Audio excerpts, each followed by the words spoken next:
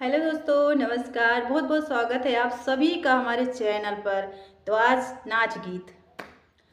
रेशम गोरी गोरी बहिया सासे मोरी पानी का पठवई हो। रेशम गोरी गोरी बहिया सासे मोरी पानी का पठवई हो। अपने ससुर जी की बहुत दुलारी, अपने ससुर जी के बहुत दुलारी। रहिया माँ तमुआ ता नाम बहुआ हमर पानी का जई है हा। रहिया माँ तमुआ ता नाम बहुआ मोरी पानी का जई है हा। रेशम गोरी गोरी बहिया सासे हमर पानी का पठवई हो। अपने जेठ जी की बहुत दुलारी, अपने जेठ जी की बहुत दुलारी। रहिया से कंकन बटोरे छोटी हमारी पानी का जई है हा।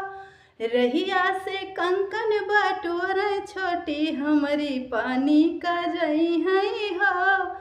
रेशम गोरी गोरी बहिया सासे मोरी पानी का पठवई हो।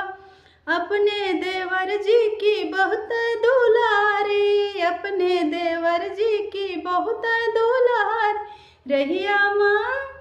रहिया माँ कुआं खोदम भाभी हमारी पानी का जई है हा।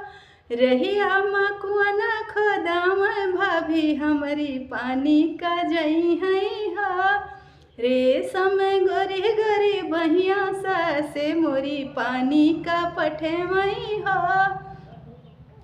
अपने पिया जी की बहुत दुलारी, अपने बालम जी की बहुत दुलारी। रहिया माँ अरे कुआं पा कहरन लगाव धाना हमारी पानी का जई है हा।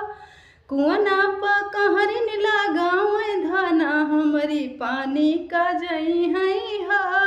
रेशम गोरी गोरी बहिया सासे हमारी पानी का पठवई हा।